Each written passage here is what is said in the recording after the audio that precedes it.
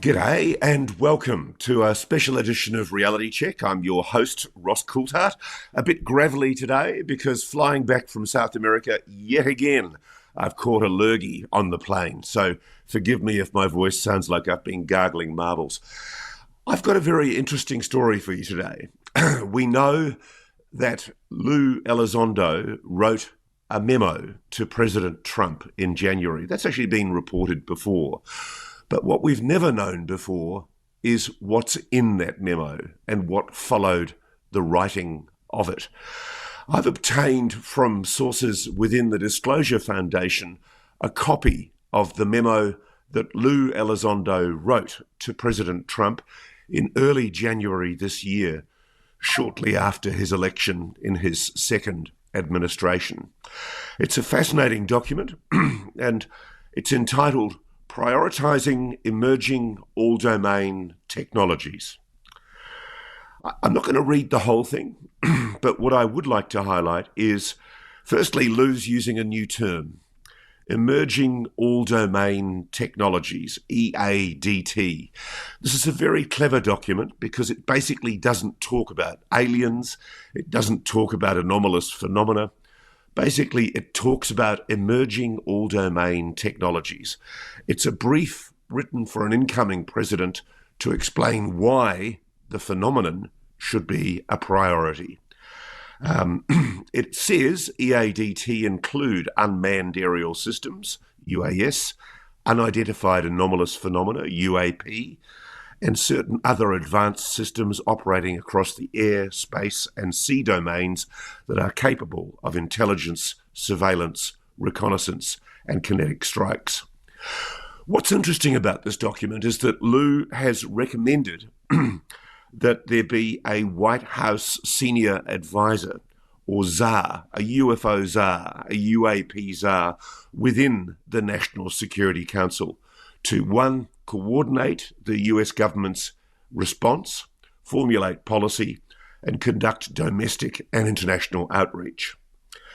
Now, this was very much written for Trump's transition team, and it makes the point that EADT, as he calls them, are a paradigm shift. They combine advanced and in some cases beyond next generation capabilities in stealth, loiter, maneuverability, and speed. These technologies not only herald a revolution in military and intelligence capabilities, Lue says, but they also enable rogue actors to wreak untold havoc. Now, it's interesting because, of course, this is all written at a time when the drone flap was on at the end of 2024, early 2025. And, of course, that drone flap is still on. It's still happening. So it's a prescient document because it's warning the president that drones are going to be an issue. It also makes the point that the government still has no remedy to unmanned aerial systems, despite the intelligence community's overhaul to prevent such a catastrophe from happening. As Lue says, the American people are livid over the chaos and the cover-ups. So it also makes the point with UAP, while the US stigmatizes even discussing UAP, unidentified anomalous phenomena, Americans' enemies are racing to unlock their technology and gain a decisive edge. Consequently, UAP can no longer be distinguished entirely from UAS and other EADT, hobbling our domain awareness and response. It says that although Congress created its Pentagon UFO Office, the All-Domain Anomaly Resolution Office, within the DoD to analyse UAPs, the office remains hopelessly mired in bureaucracy, overly siloed, and unable to achieve its mission. The Biden administration's doubling down on the decades-long obfuscation of the UAP matter has similarly eroded the public's trust. It also makes the point that there is a steep price in failure. Firstly, unfocused research and development, and secondly, uncompetitive technological progress compared to Russia and China due to over-compartmentalization of classified projects.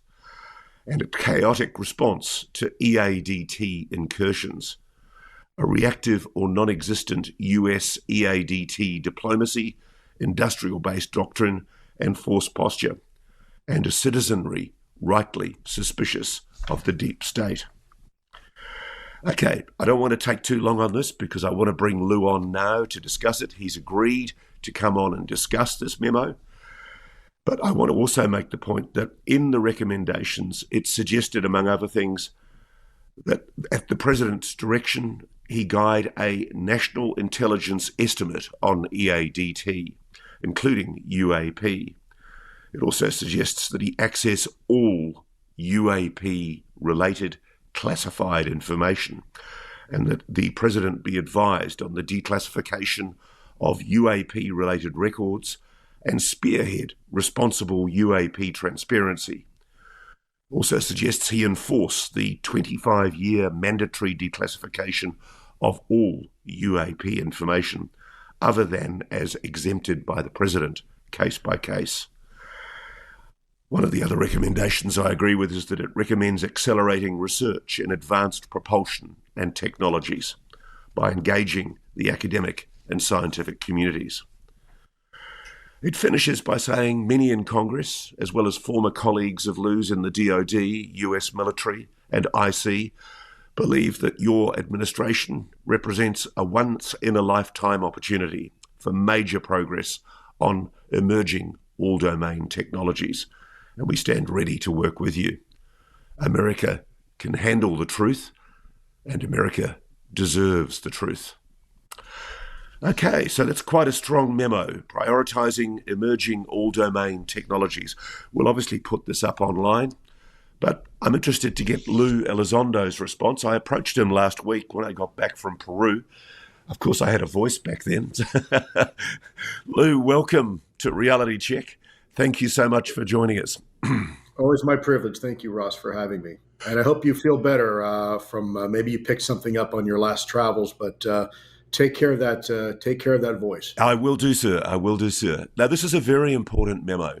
The thing that leaps out at me about it, though, is what has the President done about it? What has been the response, if any? Do we know if President Trump received this memo directly? Yeah, well, it's a good question. There are no guarantees in life, right, except for death and taxes. So I'm certainly not going to speak on behalf of the President of the United States. It is true in your assertion that the memo was sent. It was sent on behalf of myself.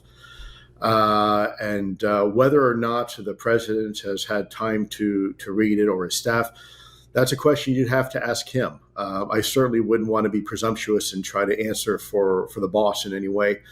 My hope and desire is that someone in his administration in a position of authority had a chance to review it.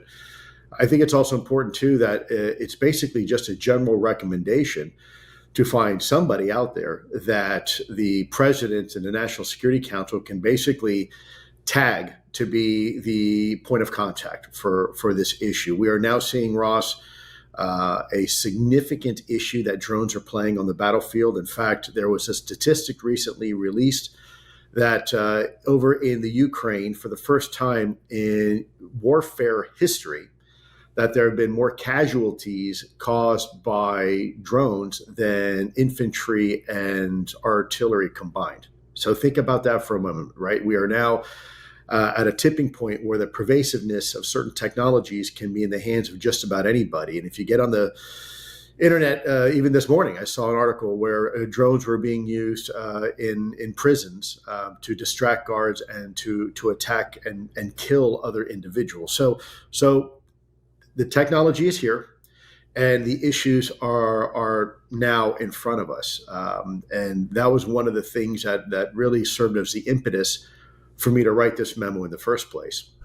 Now, what's interesting, Lue, about this memo is that it's combining drones, human drones, and UAPs. Why did you do that? Why did you put in the same memo? Sure. Well, first of all, there's a lot of commonalities between the two, right? We don't know something. Everything is unidentified until it becomes identified, and that's true whether it's a Chinese spy balloon or it is a drone, as we saw in the recent New Jersey flap last year, or it is a UAP. And so, you can think of this emerging all domain technology as a large umbrella. And under that umbrella, there are these smaller little umbrellas that fit. And UAP are one of them, drones are another. And at the end of the day, we have to do a better job of understanding what is in our skies. Otherwise, what happens is what we have this last year where we have to shut down airports, restricted airspace, and we're having to move some of our very sensitive military equities to another location simply because we do not have control and awareness of what's in our skies. Can I ask you, sir, do you think the president was correctly advised when, later in January, after your memo was sent to the president, Caroline Leavitt, the president's spokeswoman, put out a statement saying the drones over New Jersey were FAA authorized drones? That's an extraordinary explanation that, frankly, doesn't wash with me. Does it wash with you? There is a drones mystery still. Well, we already know that's not entirely accurate. But let me preface by saying I don't think this was the fault of Ms. Caroline Leavitt. I think she was simply reporting what she was told, and at the time it probably seemed factual. But as we now know, that Senator Cory Booker himself from New Jersey had spoken to the FAA directly, and they told him absolutely not, that these were not all approved and authorized by the FAA. So herein lies the problem. We have this gigantic bureaucracy called the U.S. government with three separate branches. And within those three separate branches, countless amounts of agencies and organizations. And they don't always talk to each other in an efficient manner. And so you get this, if you will, this cross wires where information appears to be contradictory and is being provided to the public through the media, but it hasn't been fully vetted. And so, again, I want to just make this clear. I don't think this is necessarily the fault of the administration. I think the administration is simply reporting what it was told at the time it was being told. But there is a larger issue here, and that is there's an overall dysfunction within the bureaucracy that does not allow, this is part of the problem, the president to get the information he needs or she needs when she needs it or when he needs it, with the fidelity that is required to make a good decision. You cannot make an informed decision without having all the facts. And the bottom line here is the administration was not and still is not receiving all the facts. And so by creating a position, a single, if you will, belly button for the president to reach out to and not get a response or reply in a week or 4 or 5 days, but within 5 minutes. Hey, what's going on? We're picking something up on radar. Get a hold of NORAD, get a hold of the FAA. Let's find out what these things are. Do they pose a threat? What is their trajectory? What is their source of origination? So we can get a better handle of what's in our skies. Let's not forget that it was during 9/11 that we suffered a catastrophic consequence of dysfunction within our government's bureaucracy. You had pockets of information residing within the CIA and the FBI and even the Department of Defense, and that information was not being shared with the relevant authorities. So we had an incomplete picture of our what we call air domain awareness, or what's in our skies. And the result of that, I don't need to rehash here, but the results of that were quite obvious. And yet here we are now, 20-some years later, and we still don't know what's in our skies. We still haven't figured out how to crack the code in having this comprehensive picture. And so by creating an individual that sits at the very top that can advise the president, we can actually pin the tail on the donkey. Look, we have a drug czar for this country. We have a terrorism czar for this country. We have all these positions that are put in place simply to kind of cut through the red tape of the bureaucracy and inform the president and inform the administration of emerging threats as they're happening. And for some reason, we still can't seem to do it quite right. Now, there was an effort by the Director of National Intelligence. They were called National Intelligence Managers, NIMS, and there was for a while one called NIM Aviation. That was their job to look at our skies and be able to provide information as it was occurring to administration officials. I don't know whatever happened to that position. From my understanding, I don't even know if it's still around. It could be. But I think we need a much more comprehensive, a much more robust um, effort to try to really figure out once and for all what's in our skies. Now, we know that your memo went to senior people in the Trump administration. We don't know whether Donald Trump has actually actioned it or done anything with it or even read it. But what worries me is the conspicuous lack of action on any of the issues that you raise in that memo. I don't see any action on drones, and I don't see any action from this administration on UAPs.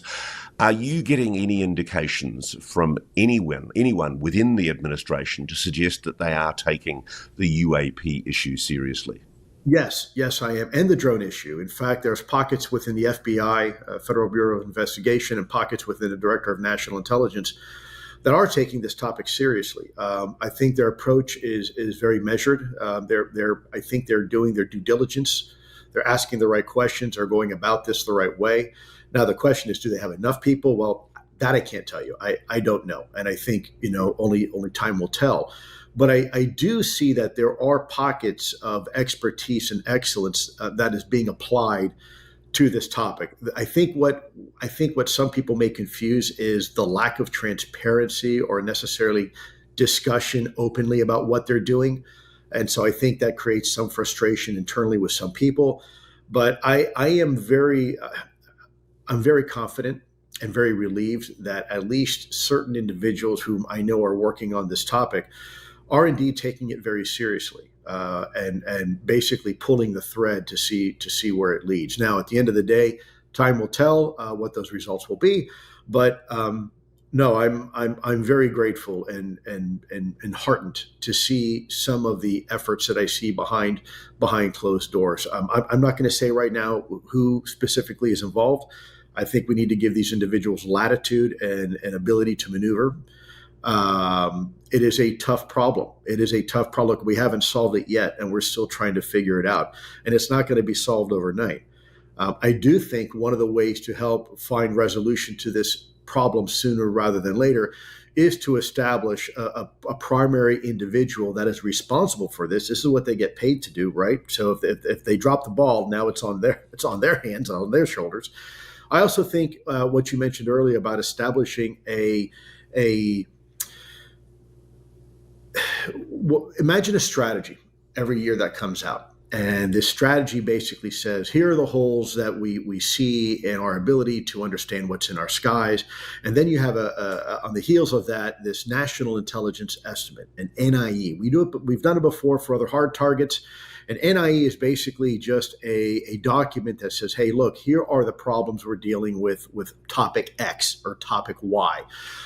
Here are some of the challenges. Here are some of the gaps that we see. Here's some of the resolution we have found.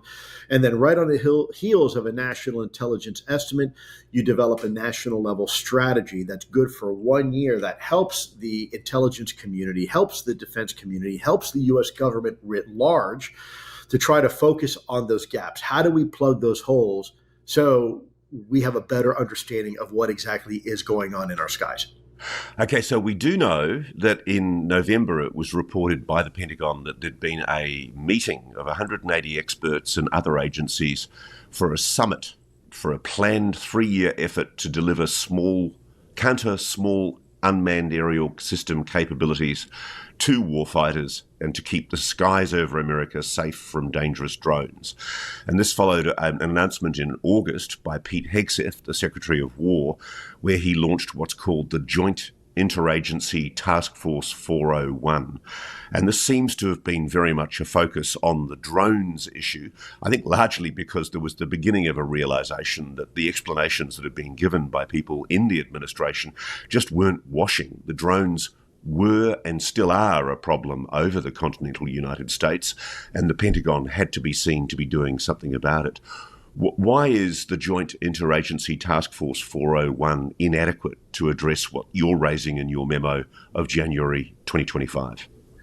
Well, I think it lacks seniority. Whenever you have a task force, you have a task force lead. Task forces are by design only to be temporary bodies. So, for example, the UAP task force or the counter IED task force or these other ISR task forces that have been established in the past, the definition of task force from a governmental perspective always means a temporary effort.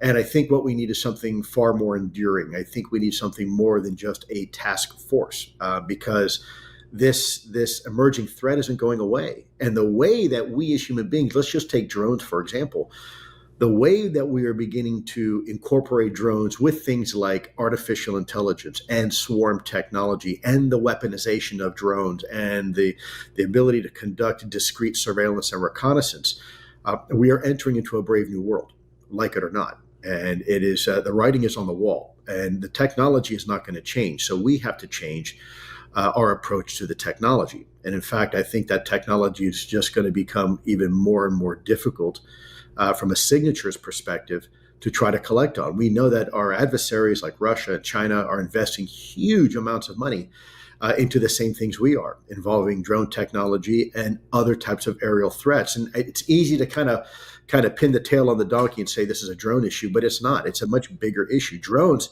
are, in my opinion, anyways, Ross, drones are a symptom of the issue, not the cause. There's a bigger issue here that this larger umbrella, that there's a whole lot of things that we simply don't know what's in our skies. And if we want to figure out and solve the drone problem, we first have to solve the bigger problem of having a better, more comprehensive, persistent surveillance capability in our own skies.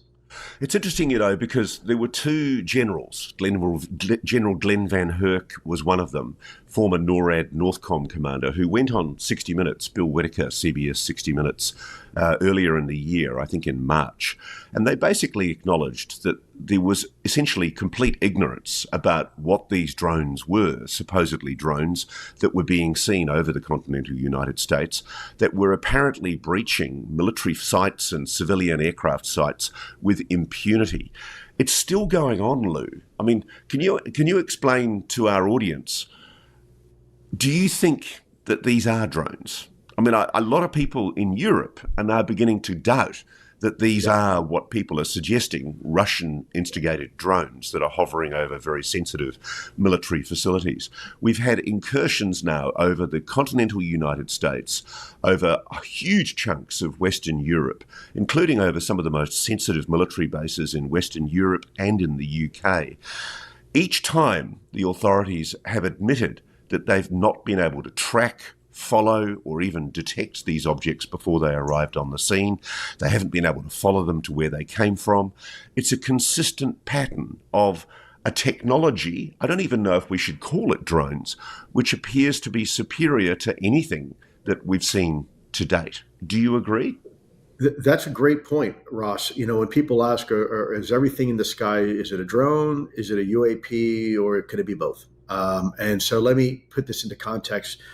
Right now, our military bases, well, let's start in the past. If there was an incursion to the perimeter of a military base, we would usually deploy some sort of quick reaction force, a security team, a security force out there, special police, to go out and investigate the breach or the potential breach.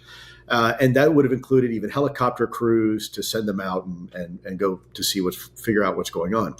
Now we realize that we can protect our own borders much easier, much more efficiently using autonomous aerial surveillance like drones.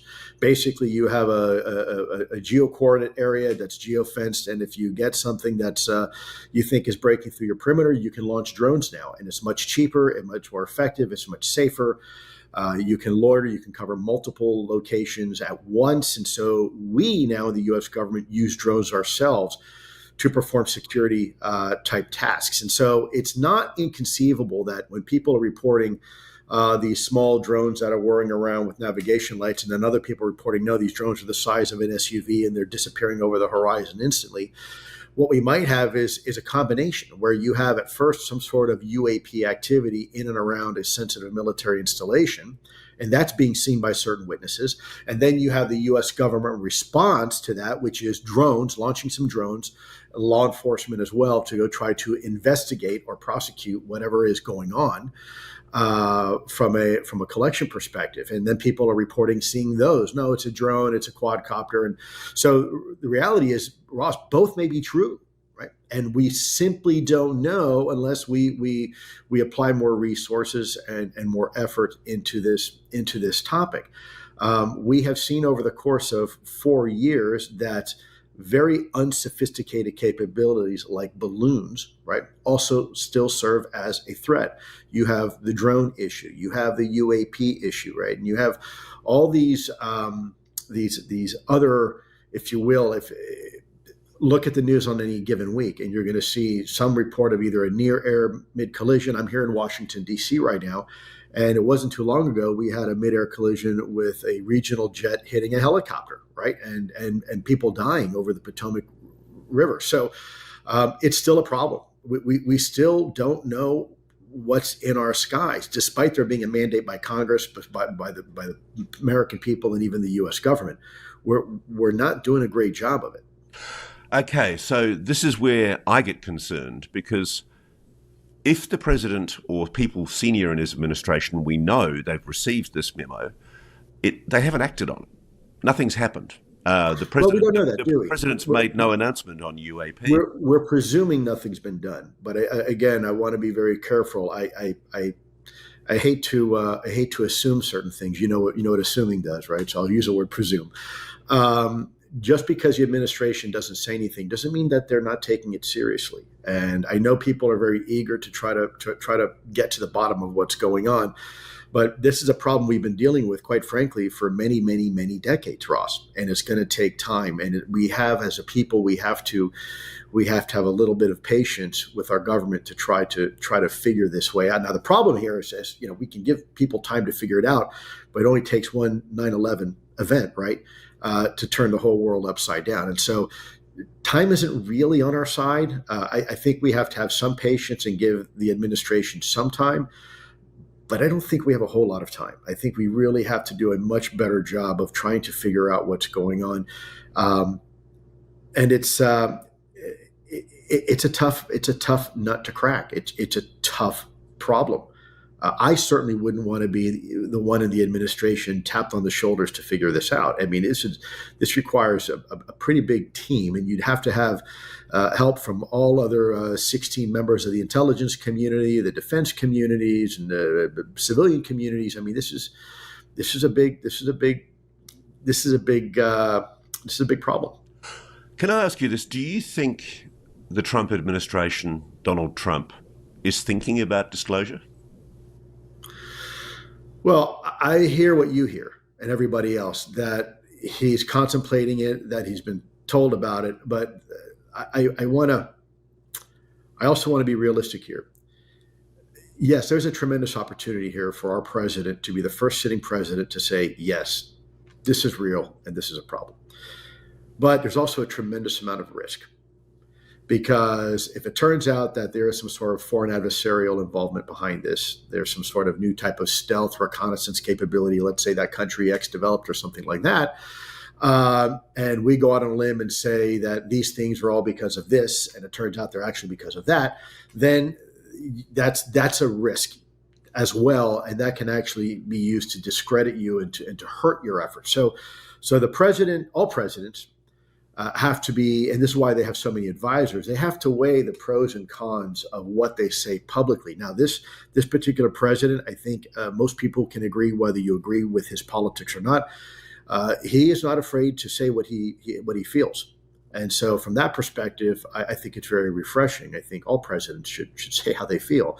The question is, what does he actually feel about this topic? Sometimes when he's been asked in the past, he has said, I personally don't believe it. I don't think there's much to see there. And other times he's turned around and said, actually, you know what? I've received some briefings. Pretty interesting. We should take it seriously. But again, that's a question you would need to ask to the president himself. I certainly would not want to be in any type of position to presume what our president, Donald Trump, knows about this topic.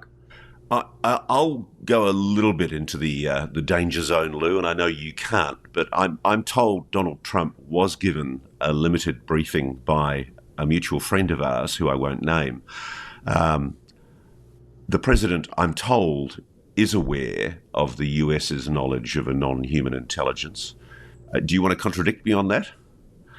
No comment. I like I said, I would never pretend to speak with the authority for the president of the United States. It's certainly a good question, but that's a question that I would probably table for later and maybe ask him directly if you have that opportunity. Right, but one of the things that frustrates me, and I saw there was an opportunity for Marco Rubio to be questioned about this the other day when he went on Fox News and spoke, I think, to Sean Hannity. Marco Rubio, of course, as well as being the Secretary of State, he's the acting National Security Advisor. Wouldn't it be a perfectly normal thing for the National Security Advisor to have been read in to something as significant as the legacy UAP retrieval reverse engineering program by now? One would certainly hope so, and if I know Marco Rubio well enough, he has certainly demanded that and asked for that already, and may have very well received that. But again, Marco Rubio is a very shrewd politician and now a leader for our nation in the executive branch, and he has a tremendous amount of responsibility. So I'm sure Secretary Rubio is handling this topic like he did before with a great deal of seriousness, but is probably going to hold his cards a little close to his chest until he figures out what the boss wants to do about this topic. You know, when you serve at the will of the president, you have to make sure that your messaging is consistent with the president's wills and desires. And you don't ever want to get too far ahead of the headlights from what the boss is saying or what they're feeling, because then you run the risk of saying something that may not turn out to be in the direction that the administration wants to take. My journalist colleague Michael Schellenberger wrote a piece last week where he ended a story talking about the claims that Marco Rubio had made in the Age of Disclosure film, where essentially, he's basically concurring with the idea that the US has recovered alien tech and that they've given it to private military contractors. He then, of course, in a subsequent interview has said all he was doing was quoting authoritative people who'd spoken to him. But I did think it was significant that at the end of the Schellenberg article, an unnamed Rubio advisor said, quote, "We're headed towards massive disclosure." That wouldn't have been done without authorization from Marco Rubio, more likely than not, would it? Yes, whether officially or unofficially. I've been in meetings myself at the Pentagon or at CIA where a decision is made, but you don't necessarily have the person sitting at the head of the table barking out an order. It's just understood by all that that was the intent of the boss, and we execute accordingly. So I think whoever this individual was speaking to the journalist, Mr. Schellenberger, was probably providing information that he or she had access to during one or several meetings with Secretary Rubio. Look, there's no denying we've got a problem on our hands, Ross, and we can whitewash it all day long, and we can pretend it's not there. All it's going to do is erode more of the faith and confidence of the American people, because people know it's real. In fact, I've had members of Congress tell me that they've had their own UAP experience, and I'm not going to say who they are. And they are not willing to come out publicly with it because, they're politicians, right? They want to be reelected, and they don't want to come across as, seeming to be fringe or anything like that. But I've had several members of Congress themselves reveal to me personally that they've had their own UAP experience and that they are very concerned about this topic.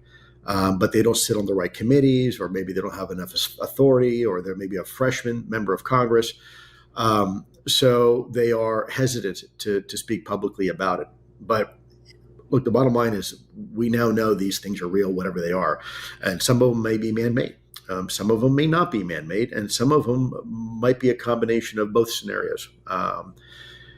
And this is exactly why we need to have this conversation as a public. This is why we need to bring people together. We need to have, I think, a single point of contact in the U.S. government that is there, for better or for worse, to answer the questions that need to be answered regarding this topic. This is not going away.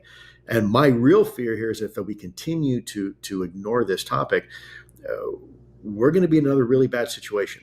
Where we're going to have an event that is going to potentially eclipse the impact of 9/11 had on our society. That day is coming if we are not careful. If we do not take this topic seriously, it's a matter of time before some state or non-state actor figures out a way to utilize technology against us, to weaponize it. And it doesn't have to be necessarily drones, right? And if there's an adversary out there that has managed to reverse engineer UAP technology. Can you imagine that scenario, right? Imagine some rogue nation like, North Korea, having the ability to exploit and reverse engineer just even some of the capabilities that we see now associated with UAP.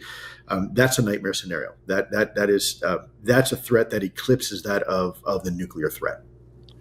So we have a situation, though, Lou, where clearly, the acting National Security Advisor seems to believe that there are elements within the US government that have recovered technology from a non-human intelligence.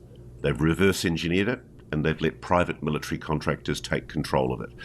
The clear inference from what Marco Rubio says is that he believes the people who've told him that.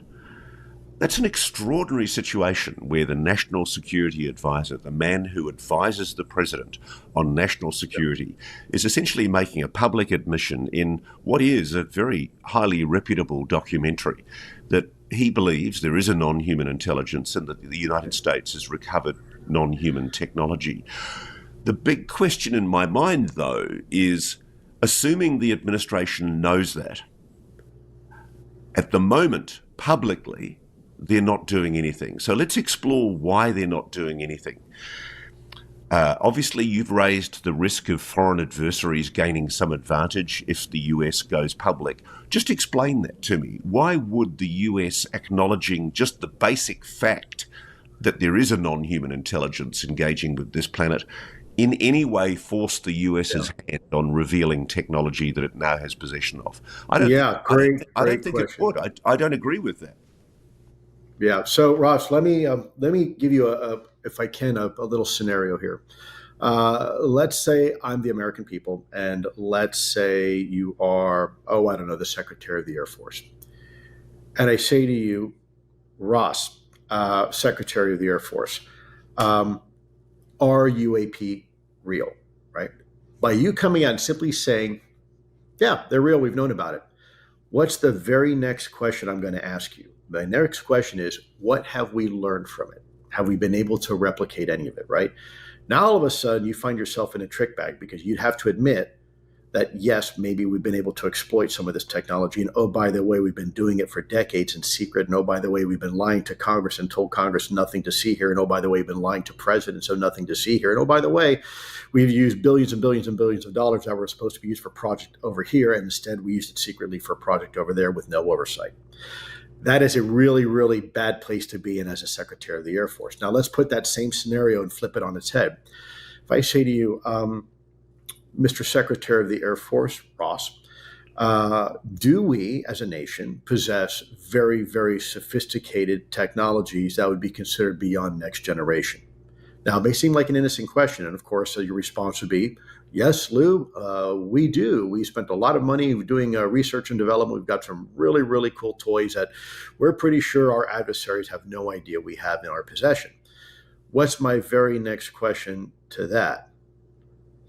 Where did we learn that from? Where did we get that technology from, right? And now you're back to that same issue of, well, from maybe our friends out of town. So either way, if you start going down that thought process, no matter what, it's going to put somebody in the administration in a very, very difficult situation that's going to probably result in a cascading effect of inquiries and investigations and potentially lawsuits and even prosecution. I don't know if I accept that, Lou. I'll be honest with you. I think in the same way that the administration refuses to release the details of how we build thermonuclear bombs, I think the general public would be extremely respectful and frankly understanding of the need to keep certain things confidential. I think. Well, I would normally agree, Ross, but if you look at social media on any given day, you'll see that's not the case. Yeah. I get yelled at constantly. I'm always trying to, navigate and thread that needle between being open and honest with the American people, but at the same time not compromising my security clearance. And it's always used against me. I'm always being told, Lou, you should just say everything you know. To hell with your security clearance, to hell with your non-disclosure agreement, to hell to your promise with the American government, and just tell us everything you know. And then Lue Elizondo goes to jail for the next 30 years. Right. And for the record, I do not look good in an orange jumpsuit, and that's not where I prefer to be. So there are real consequences, and I think there would be a lot of demand by people to know everything, and so it's a very slippery slope. Now, personally, I agree with you. I think I've always said I think America can handle the truth. America deserves the truth, no matter what that means, or no matter the consequences. Because at the end of the day, we are a democracy, and it is a government for the people and by the people, or at least it's supposed to be. And so I do believe that we can handle it. I just think we have to be. It's how we have this discussion that's probably more important than the disclosure itself. Because what we don't want to do is tip our hands unnecessarily to a foreign adversary and either prove to them that we are ahead of them or prove to them that maybe we're behind them, technologically speaking. So it's going to take a lot of big brains to really try to figure this out, and the second and third order causes and effects and consequences. Jim Semivan, your former To the Stars Academy colleague and former very senior executive in the CIA clandestine service, went on my friend James Ian Doley's Engaging the Phenomenon show earlier this week. And he gave a really interesting interview, and he used a word that stuck in my mind when he was talking about the difficulties for the administration in making a decision about whether or not they should talk about what they really know about non-human intelligence. Jim said it was a truth that is indigestible, that it's so confronting, whatever that is, a lot of people just wouldn't be able to deal with it. I know Hal Puthoff has acknowledged that he was part of a team way back under the last Bush administration that looked at the issue of disclosure. There was an assessment made as to whether or not it was time to disclose. And the group of wise heads that Hull was put off also made a decision at that time not to disclose. Are we looking at that again? Is there something we don't know, Lou, in the public arena that is influencing the decision to disclose or not to disclose? I mean, one of the questions in my mind, for example, is if there is a non-human intelligence and if we have agreements with them, is it part of our agreements with them that we not disclose? Or is the truth so utterly horrible and confronting for humans that we wouldn't want to know about it? What's going on? What's Jim talking about? Why is the truth indigestible? Sure. Well, you're right. If you have two parties that make an agreement, you can't break that agreement without having both parties agree, right? So if there was this, let's say, an agreement with an NHI, and it's okay, we're going to keep this quiet, and you keep it quiet, you really need both sides to agree that, hey, we're going to go public with this. But there's also the other aspect of truth itself. Everybody says they want to know the truth, and I would agree that most people probably do. But when you look at it, there are some truths that are not very good truths. Give you an example. You go to the doctor and you feel great. Blood pressure's great. Doctor says, hey, man, I just got your blood results. You want to know the results? Yeah, sure. Tell me what's going on. You have stage 4 cancer, Lou, and you have about 3 months to live. Ooh, maybe that's a truth I didn't necessarily really want, right? Or, hey, I've got this great new life partner. We get along fantastic. I think we're going to take this to the next level, maybe get married. What do you think? And of course, your buddy says, you really want to know what I think? Yeah, tell me. Well, actually, I saw your life partner at the bar last night kissing somebody else. Oh, right. So as humans, we want the truth, and we say we want the truth, but the reality is there are some truths that most people would probably not want to know. And the real question is this one of those examples as it regards UAP? You have millennia's worth of religions, both Eastern and Western religions, that have a very prescribed history of the human arc, and what inspired human beings to be humans, and what created us, and how we're made, and how we're here, and what X, Y, Z. You're going against that narrative to some degree. Whenever you start bringing into the conversation an outside force or an outside interference, an outside body that contradicts the way you were raised and what you were taught in Sunday school or in temple, or even in elementary school. When you upend that, it creates a lot of anxiety, social anxiety, within the consciousness of your population. And so governments are always designed to be solution focused. In fact, people get very angry when their governments don't have an actual solution and only have problems. We saw with COVID, half of our nation was fractured right down the middle between who's going to wear a mask and who's not. And by the way, it often ended violently, right? And our government could never come out with a consistent message of what is it? What do we do? How do we protect ourselves? Can we protect ourselves? Right? What role does the government have in protecting us? At the end of the day, there's a lot of stuff that the government cannot protect us from. I believe truth is one of those, and I don't think the government should protect us. I think the truth is always the truth, and let the chips fall where they fall, and allow human beings for themselves to decide how they want to internalize this information and potentially this new paradigm.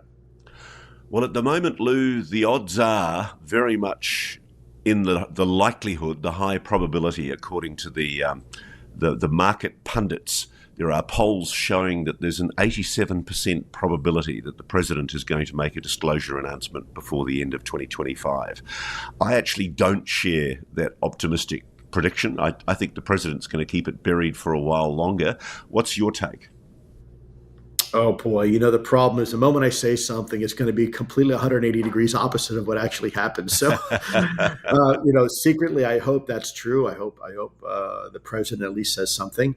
But I also don't want the president to be in a situation where he has to compromise some sort of ongoing operation or effort. So I respect that as well. And I have faith and confidence that not only this president, but presidents in the past have made the decisions they've made because at the time they seemed like they were the right decision.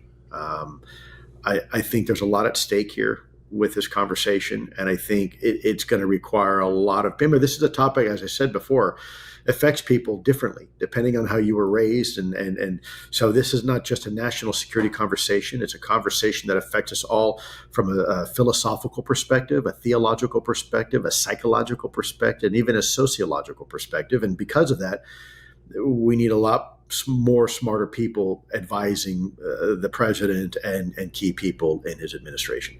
So, Lue Elizondo, we've got a memo you wrote in January this year to President Donald Trump as he was coming in shortly before he was sworn in for his team to analyse and assess. Let's hope this got to the president. What would be your recommendation to Donald Trump right now? What do you think he absolutely needs to do? What's the essence in this document that you think needs? I would embolden the DNI, the Director of National Intelligence, Director Tulsi Gabbard, by giving her more authorities. I would have AARO, the organization now that's kind of caught between two worlds, between the intelligence community and the defense community. I would put more of that authority under the Director of National Intelligence. I would also require an update every month on this topic up to the White House and the National Security Council of what do we know, what's going on, what are we doing about it.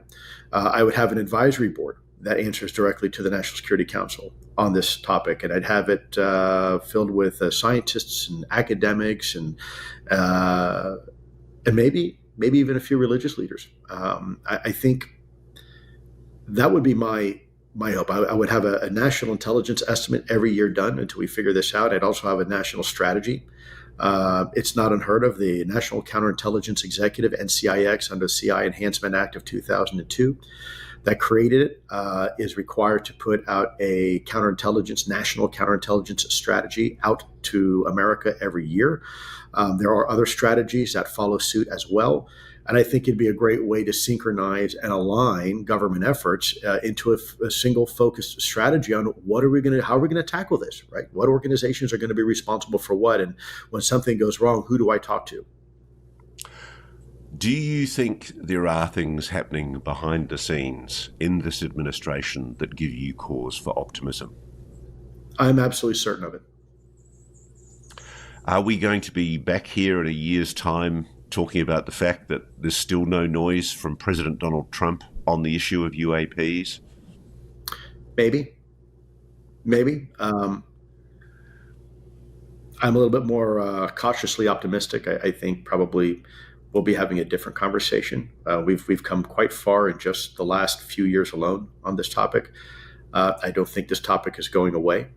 There's been a recent discussion on how this topic affects world markets financially and the banking institutions. So I think there's an increasing appetite for transparency and disclosure. That's what I think. There's been speculation that one of the senior Trump financial people, Mnuchin, obviously a relative of Trump, was seeking a briefing on UAPs because of the implications to the economy. Do you know anything about that at all? Well, I would certainly say that's probably a wise decision. Anything can be disruptive to the markets. Markets are very fickle, and as a government official, you want to dampen that. You want to kind of limit the ability for the financial pendulum to swing too wildly one direction or another. It's kind of your job, right? Stable markets. Investors like stability. And so it does not surprise me. In fact, there was a wonderful lady, dare I say even colleague, Helen McCall, who was a Cambridge graduate and wound up actually being a very senior person in the Bank of England. And she wrote a paper a little while back actually on the potential implications of disclosure in UAP to the financial markets. And it was very well written. I mean, it's a fantastic document. Very few people are aware of it. But that is, that's the type of stuff we need. That's the kind of, if I was ever in the administration for a day, that's exactly the type of studies I would want commissioned. Finally, Lou, age of disclosure. I mean, obviously you had a role in putting the people together who were prepared to speak in that movie. Allegedly. It's quite an extraordinary film. I mean, to see somebody like James Clapper, a former DNI, making the acknowledgements that he makes about a reality, an NHI reality, is it pushing the needle? Certainly. Everything pushes a needle. I think it's. I think every bit helps. Every oar in the water helps push the needle forward. Do you think that there are people inside the Trump administration that are actually intellectually engaged with the disclosure issue as a possible policy issue for the administration? This is my private, personal perspective, but I think the answer is definitively yes. So when somebody anonymously at a senior level in Marco Rubio's office says, quote, "We're headed towards massive disclosure," there is room for optimism. There is. Lue Elizondo, thank you so much for joining us here again on Reality Check. It's always nice to get you back. And I sincerely hope that some action is taken by President Trump on this memo that you wrote him in January this year. Actually, no, it was January. Was it January 2024 or January this year? I believe it was this last year. I actually wrote it back in 2024, but you wrote it in 2024. I thought it was correct. 2025. No, I wrote it in 2024. Wow. So it was a year before. When did the president's team actually get it, though? Was it at the time of the new administration coming in? I would not be able to tell you that. That's out of my wheelhouse. Okay, no worries. But essentially, at the moment, we're waiting and seeing whether the president takes any action. The pundits are speculating it might be before Christmas. I'm not so optimistic. Lue Elizondo, thank you so much, sir.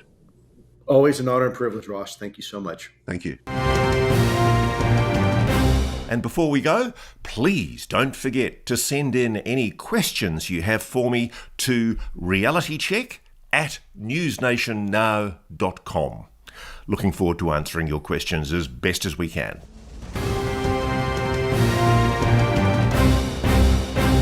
Hello and welcome back to Reality Check. Now today we are taking you into the depths of the Cold War, to dark stories of intrigue, espionage and torture. So let's roll back to 1959.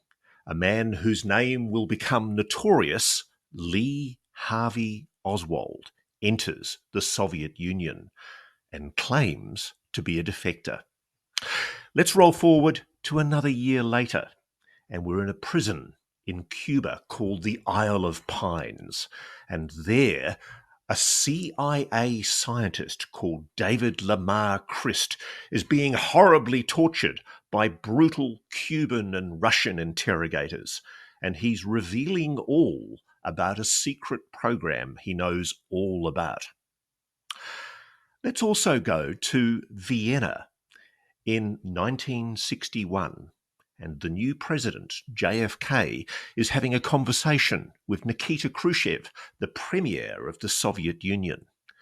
Khrushchev complains about things that the CIA are doing that JFK knows nothing about. And let's just call this show a series of unfortunate events, because we now need to roll forward to 1984. And a researcher by the name of Jamie Shandera opens an envelope that's been sent to his home in Los Angeles, and out rolls a roll of film. And when developed, this film shows images of documents that have become notorious. MJ-12, Majestic 12. These documents purport to reveal that the Roswell 1947 incident was the crash of an alien spacecraft, and that technology and bodies were recovered, and that the whole thing was covered up by President Truman, and it's been overseen by a committee known as Majestic 12 in the years since.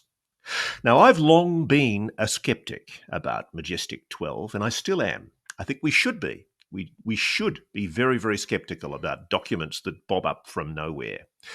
But today, you're going to meet a very interesting person called Jeff Cruikshank. He's a former Australian intelligence official who's worked in an agency so secret, I can't even tell you what it is. But he has had a top secret SCI clearance. He's very briefed into the intrigue inside the Five Eyes Alliance. And today, he's going to tell all about what he's discovered about a very dark period of Cold War history. But first, before I bring Jeff in, I am delighted to announce that we have a sponsor on Reality Check.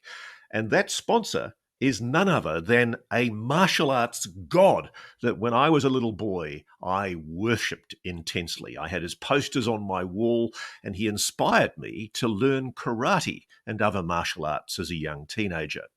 I'm talking about Chuck Norris. When I was a little boy, there was one movie that I went to watch about 5 times in 1972 called The Way of the Dragon. And it was Bruce Lee and Chuck Norris facing off against each other in the Colosseum in Rome. It was just mighty stuff. And would you believe Chuck Norris is now 84 years old. And while I have broken hands and knees and ankles because of my foolish interest in karate, whacking boards in a dojo late into the night, Chuck Norris's body defies explanation. The man is 84 years old, and yet he's still got the vigor of a man 30 or 40 years younger than him. He's still kicking butt and working out. And what's amazing is he's stronger, he can work out longer, and has plenty of energy left over for his grandkids. He did this, he tells us, by making one change.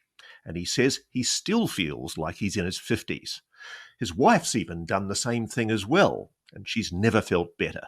She says she feels 10 years younger. Her body looks leaner and she has energy all day. And Chuck's made a special video that explains everything.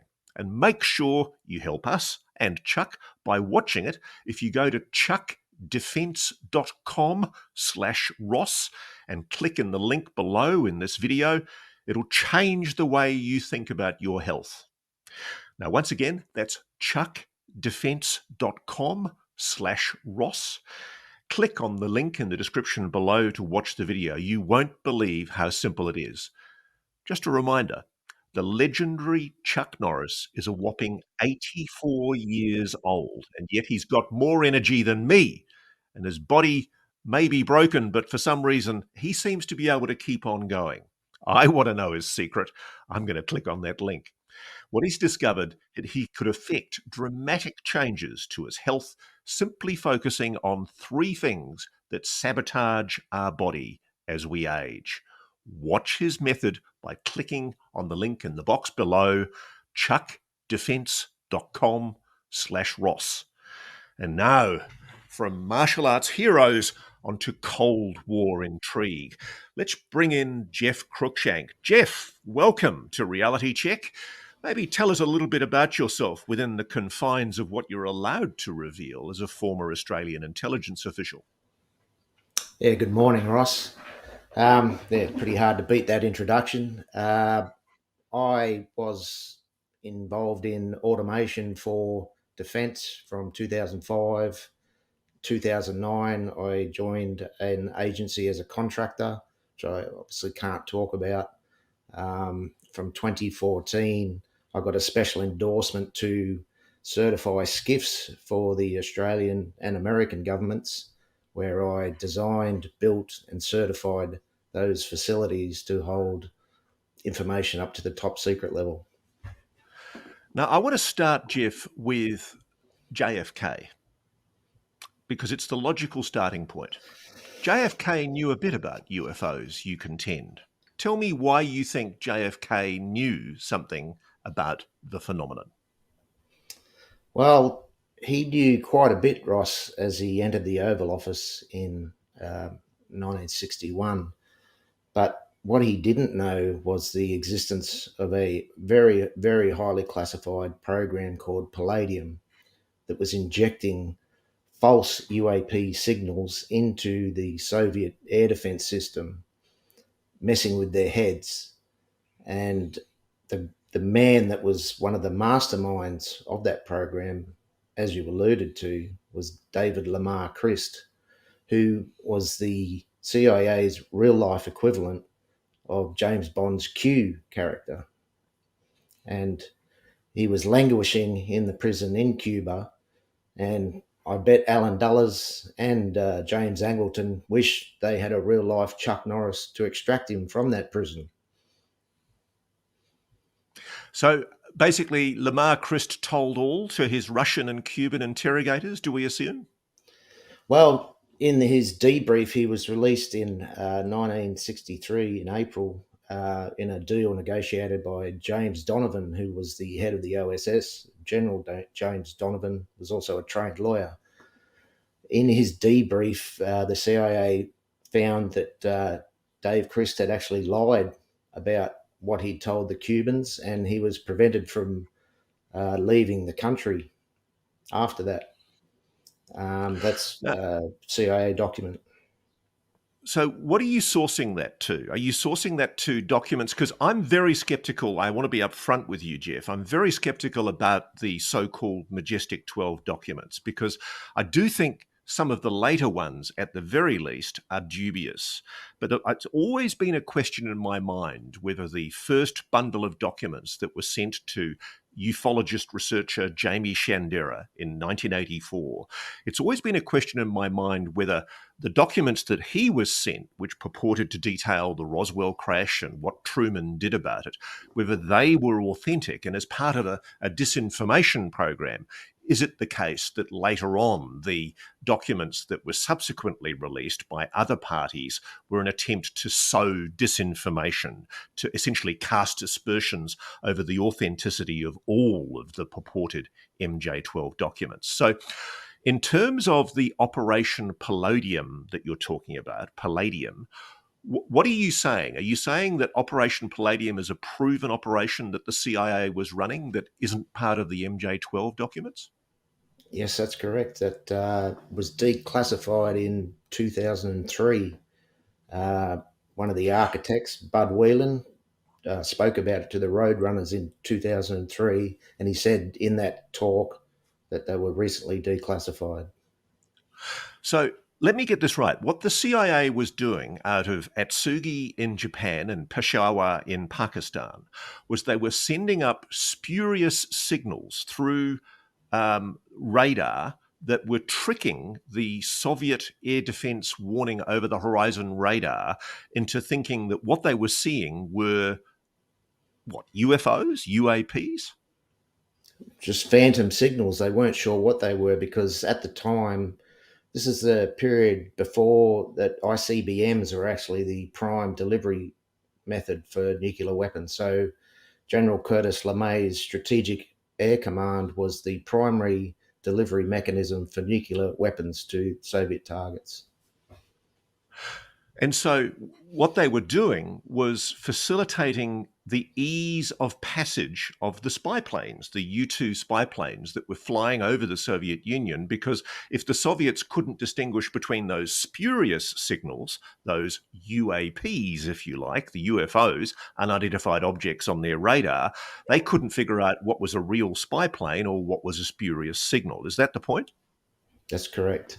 And they use, in the intelligence world, they use similar words to describe similar things like PSYOP is a psychological operation, but PSYOP with an S, SIOP, is a single integrated operating plan, which is the integration of US Air Force, US Navy to deliver nuclear weapons. It's also called Now, PSYOP. the thing I find incredible, Jeff, is that what you're describing is that General Curtis LeMay, who was the head of the Air Force at the time, he actually had a first strike plan for nuclear attack, didn't he? That what these documents show is Curtis LeMay, the general in charge of the Air Force, was contemplating using these spurious signals, the PSYOP, as a way of launching a first strike on the Soviet Union to take them out. That's correct. They were using the U-2s to test the Tall King radars, which were VHF over the horizon radars, which would then direct the SA-2 anti-aircraft missiles onto either bombers or the U-2 spy planes. So they needed to map where those Tall Kings were. Okay, so just explain to me, why does this matter? I mean, what's the relevance of this to the whole UFO anomalous phenomena issue? Who cares? Why is it relevant to this debate? Because there was evidence that there were actually UFOs and UAPs flying around at the time. The Washington flyover in 1952 was a dedicated, what they call in the military, a show of force by someone. So rather than working with the Soviets to figure out what this force was that had flying within our airspace with impunity, they decided to use psyops to trick the Soviets, and the Soviets did it back as well, I guess. So what was it that David Lamar Christ revealed when he was under torture in Cuba? He revealed the existence of Operation Palladium, and that's why Khrushchev knew about it to reveal it to Kennedy in 1961. Is that right? That's correct. David Lamar Christ was the first scientist ever recruited by CIA in 1950. He was at Wright-Patterson Air Force Base on the 23rd of December 1952. He went to a facility just called the Plant that was involved in the nuclear energy for propulsion of aircraft, 1957. He got a Q clearance for restricted data for nuclear weapons, and he was supposed to be an audio security expert. I think that was his cover. He had clearances for everything. He had a team of 20 scientists working under him, one of which was James W. McCord in 1955. Now, James It was one of the McCord was Watergate also, burglars. yep, sure was. So Why was the CIA's top scientist going to Cuba to presumably do bugging or some kind of espionage operation? Wasn't it incredibly risky if he had this secret in his head about this secret operation called Palladium? Well, he got briefed the day before he went into Cuba on the 11th of August, 1960, on a secret program that we've got the briefing classification notes for, but the name of the program is redacted. He was apparently going in to plant a bug in a Chinese radio station, but I believe he was possibly installing equipment to inject the Palladium signals from the Chinese radio tower within Cuba. And now, someone that you've interviewed before, T.D. Barnes, has stated in a 2019 interview with Tim McMillan that Palladium was in use in Cuba in 1960. So, what the CIA was doing was grossly improper because the president wasn't even briefed into this operation, and it was potentially risking a confrontation between the Soviet Union and America because the Soviets might have interpreted that spurious data that looked like UAPs to be some kind of American attack. Is that your point? Yes, that's correct. And the person they thought was going to be the president was Richard Nixon, who ran the 5412 committee. He knew all about Palladium. He approved it. The Isle of Pines in the planning in the 18th of August 1960 National Security Council meeting, which was also a 5412 group meeting, they discussed the Isle of Pines as a bridgehead during the Bay of Pigs invasion on the proviso that they had air cover. So, the origins of the whole Bay of Pigs case, there's an untold story that people don't realize the historical significance of.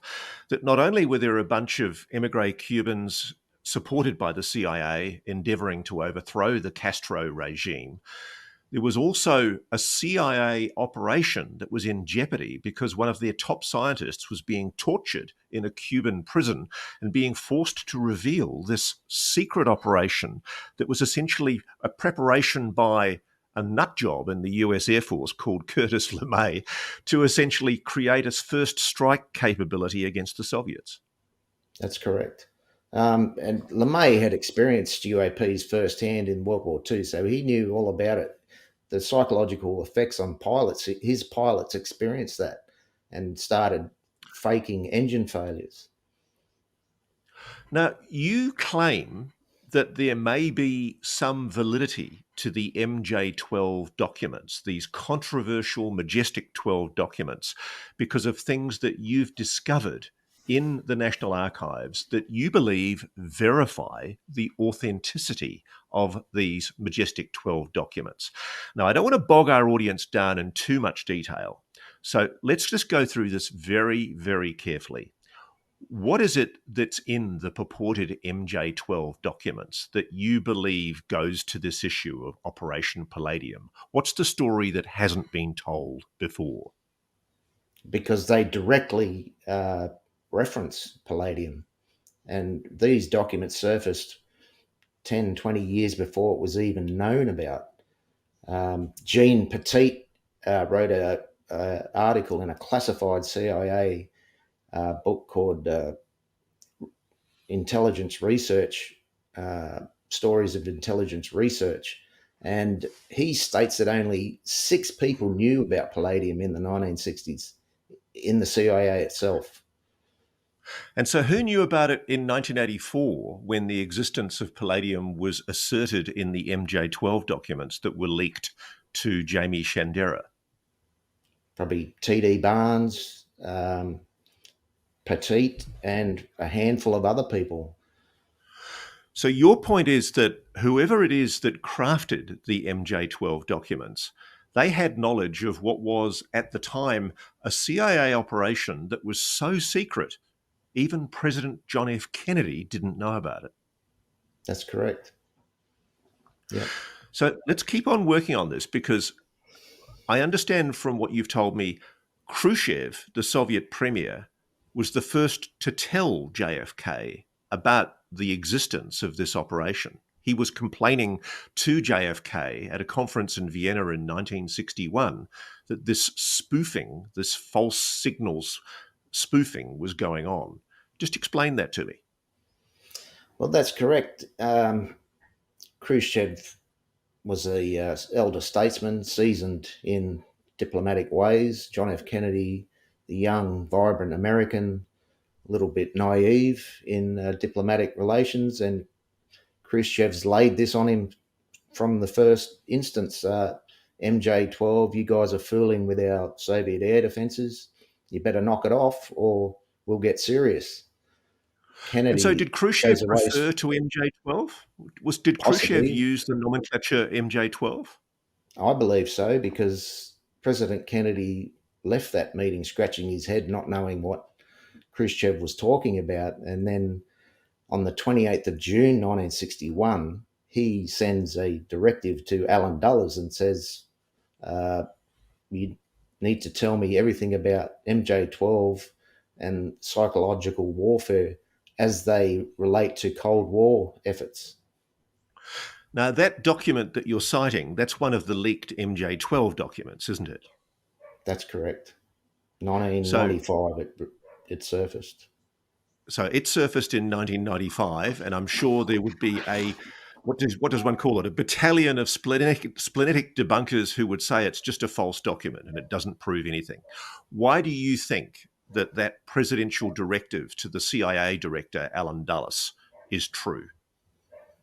Because in 2022, in the JFK assassination records release, Alan Dulles' event calendar was declassified from December 1959 to January 1962.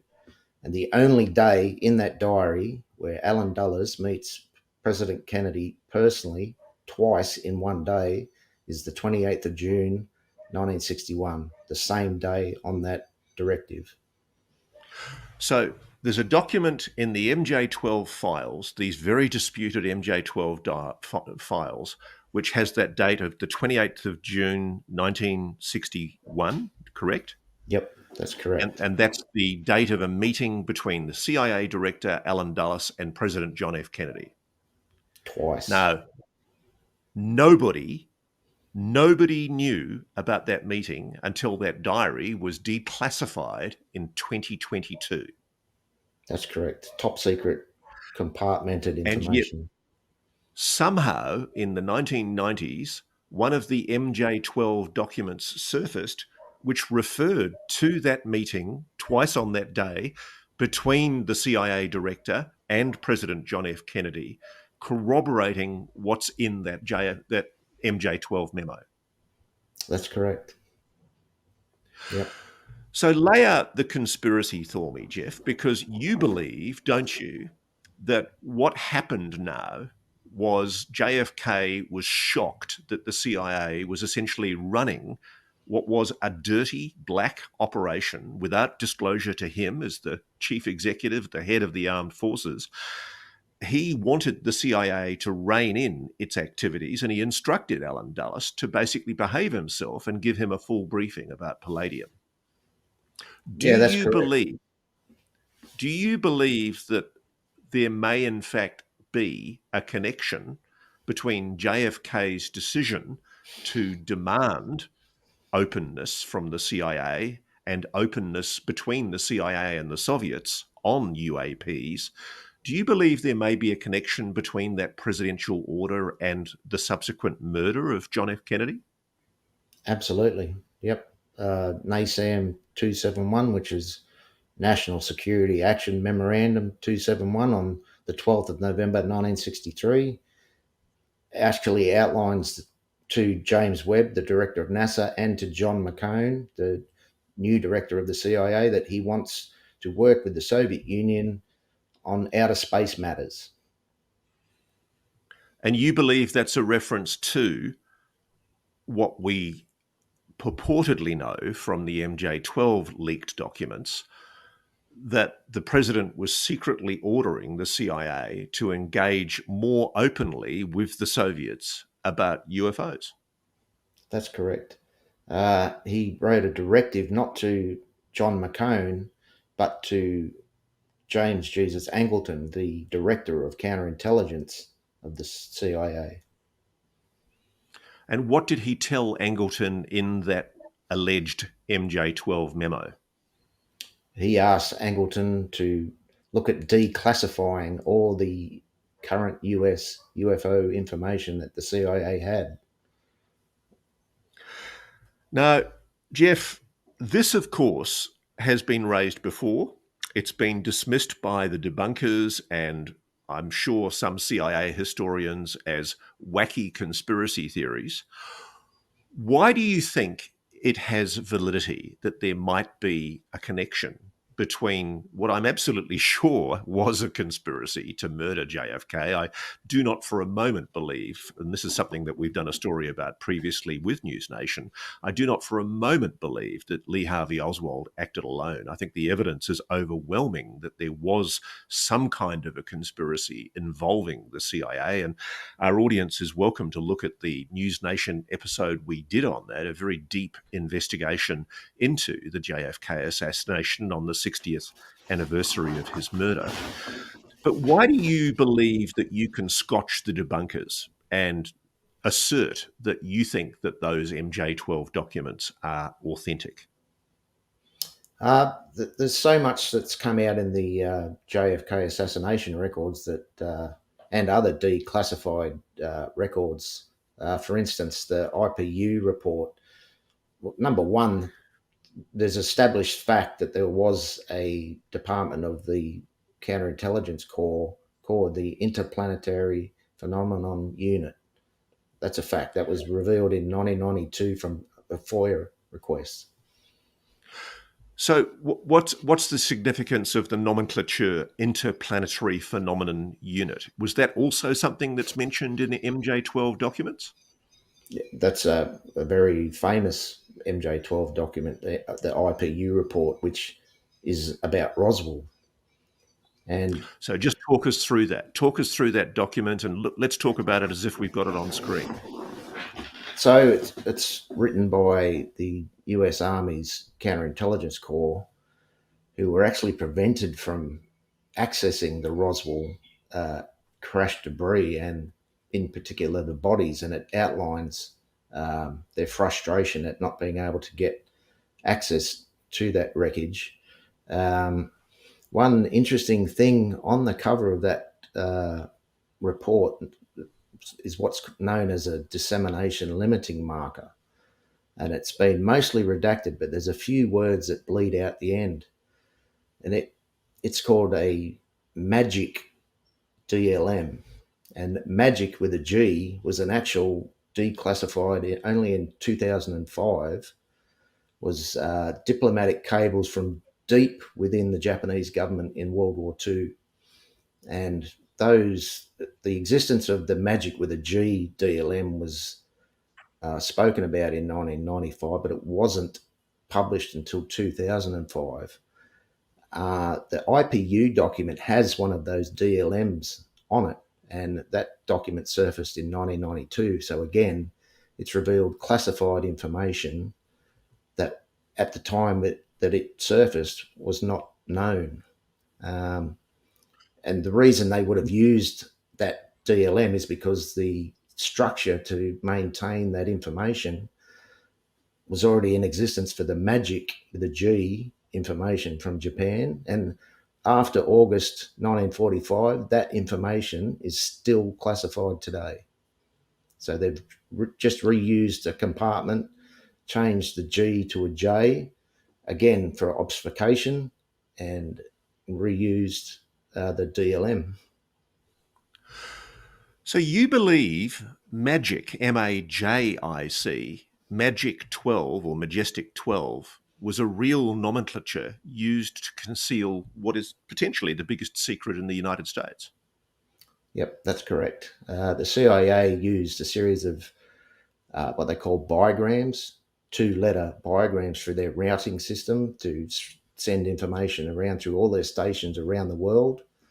MH was Angleton's, the MH chaos system was a notorious one that was revealed in the Church Committee hearings. MK is well known for MK Ultra.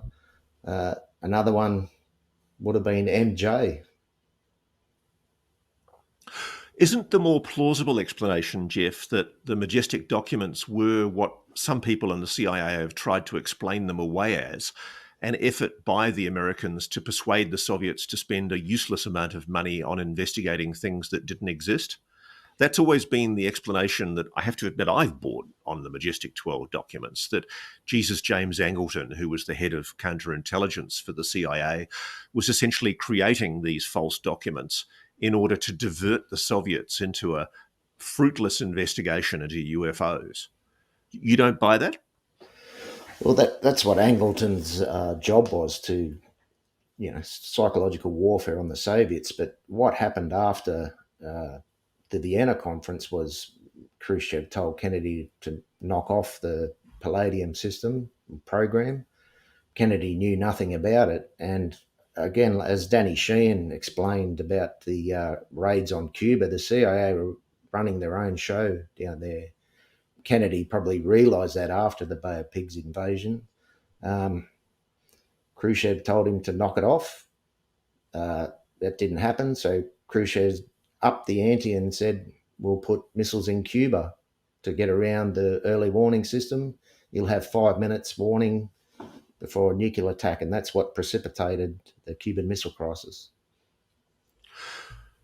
Wow. So this is an alternative counter-history that I don't think a lot of people in the public are even aware of. You believe not only that the Majestic documents are real, but that there's enough on the historical record that is authenticated by genuine, confirmed archives documents, CIA documents, to show that the CIA was running these black operations without the knowledge of the president, and that the president was essentially ordering the agency to engage more openly with the Soviets about UFOs. Yeah, that's correct. The Palladium was formalised when Bud Whelan came on board from TRW, which made almost everything for the US military. So that they had no intention of rolling back Palladium, and it just escalated from there. Kennedy had no control over that. Dulles responded in November 1961, the 5th of November, and said basically, and it's that document that actually specifies the Palladium specifics about injecting signals into Soviet air defences, and those sorts of operations. And right at the end, when Kennedy is asking about MJ-12, Dulles says, the details of those operations are properly classified under the 1954 Atomic Energy Act. So the President of the United States does not have a need to know about those operations. Kennedy fired So him that's 10 in the days later. MJ-12 documents. I find it hilarious that the head of the CIA would ostensibly be telling the President of the United States, the commander of the armed forces, that he has no right to know about something that's properly classified under the Department of Energy laws. I mean, legally, that's bullshit, surely. That's the way the US law is written. And as you've often said, that US presidents are often considered temporary employees.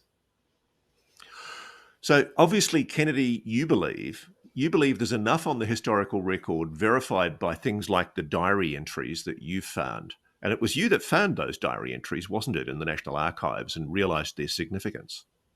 That's correct, yeah.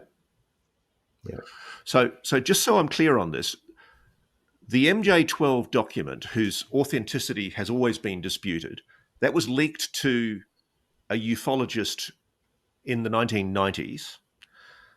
That document referred to two meetings held on the one day between the CIA Director Dulles and President Kennedy on the 28th of June 1961, correct? Well, those documents weren't actually Jamie Shandira's. These other documents were from walk-ins to researcher Timothy Cooper in 1995. So there's several batches of Majestic documents that come under that umbrella. Yeah.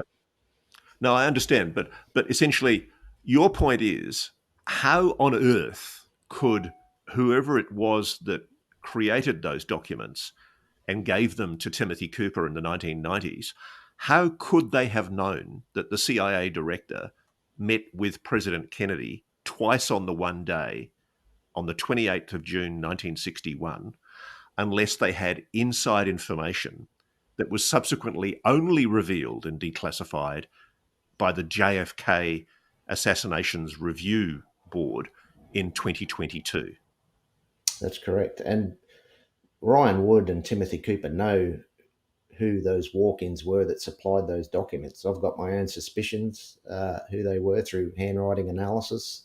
And obviously, one of the people involved was a Russian guy who emigrated into the US in the early 1930s, joined the US military in 1941, joined the US Army Counterintelligence Corps in 1942, and worked in Germany after the war with Henry Kissinger, debriefing Nazi rocket scientists for the paperclip program.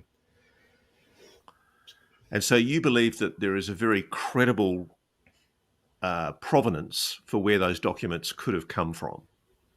That's correct, because this guy, Boris Dmitry Tarasov, left the Army CIC in 1945 and then went to work for the Red Cross in Cleveland, Ohio for 5 years, which I believe is a cover for the Interplanetary Phenomenon Unit of the CIC, operating out of Wright-Patterson in Dayton, Ohio. What's interesting about Tarasov is he then joined the CIA in 1957 and worked in Mexico City, where he was a Russian translator, and he was the one that translated the purported person that was supposedly Lee Harvey Oswald as he went to the Soviet embassy and the Cuban consulate to ask for a visa in August and September 1963. So Boris Tarasov was the one that translated Lee Harvey Oswald's conversation in Mexico City. So this is the fascinating thing is you actually believe that it's utterly implausible that Lee Harvey Oswald was the innocent defector, pro-communist defector that he was portrayed as by the Warren Commission, that the evidence overwhelmingly is that because of his involvement in Operation Palladium, he was a stooge. He was a patsy for the CIA going into the Soviet Union to find out about what their tall king over the horizon radar was capable of. That's correct. And I'm not the first person by any means to say that. And in fact, it was Francis Gary Powers in 1970 that said Lee Harvey Oswald assisted in the shooting down of my U-2 aircraft. That I found that on the CIA reading room. So just explain that to me. Do you think there's evidence to support that Oswald was actually allowed to leak the paths of the U-2s to the Soviets to give credibility to himself so that he could find out more from the Soviets on the capabilities of their radar? Is that what you're suggesting? Yep, absolutely. Oswald was a walk-in in October 31, 1959 to the Soviet embassy, or the American embassy, sorry, in Moscow, and wanted to renounce his US citizenship. So he's a walk-in to the Soviets. He's got to prove how valuable he is. So, as they say in the game, he's prove his bona fides. And as Powers says in his article, there was only 2 U-2 flights over the Soviet Union after Oswald walked in on Halloween 1959. The first one went off without incident.